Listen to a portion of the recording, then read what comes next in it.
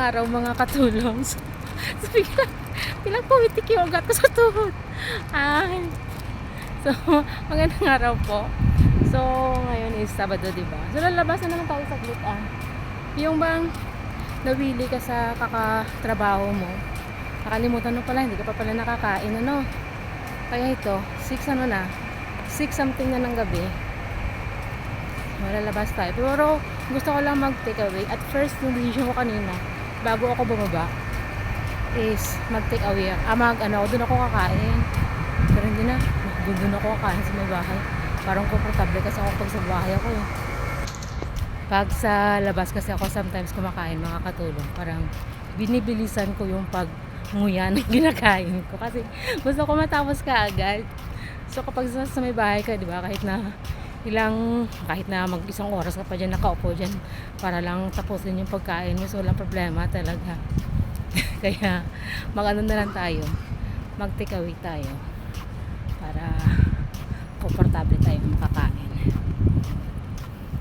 Okay naman doon kasi sa may fast food doon sa may Great Road kasi marami namang space, maraming space talaga na upuan doon sa may McDo. Tapos doon lang ako makapunta kasi wala akong cash, wala akong pera. Wala akong pera. Gamit lang tayo ng natin, ng card natin. Kasi kapag sa Hoover kasi, sa Hoover Center kasi is mostly yung ginagamit talaga ng pambayad is cash talaga. Pero kapag sa mga shopping mall na mga kainan, so usually card yung ginagamit. So pwedeng magamit ng cash, pwede mo magamit yung card. Pay now, ATM card. Depende sa iyo. Pwede ka talagang gumamit kapag nasa shopping mall ka ng mga kainan. Kaya doon ako punta sa may Great World Shopping Mall. Ang ganda ng view, mga katulong. Nakakaano talaga dito, nakakawili kapag dito ka banda, para nakaka-relax kapag lumalakad ka dito sa may river banda.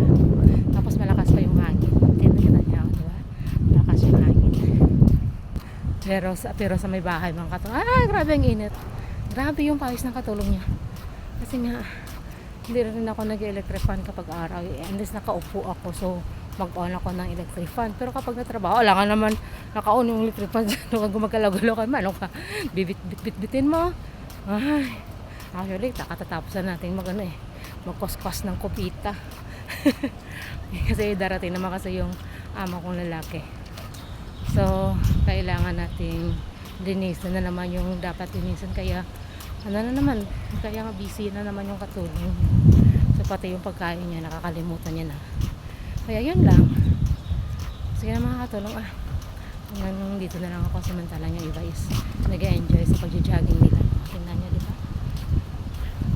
Maraming dito sa may kabila, maraming nag-jogging. So, okay na, hanggang dito na lang ako. Maraming salamat. Bye-bye!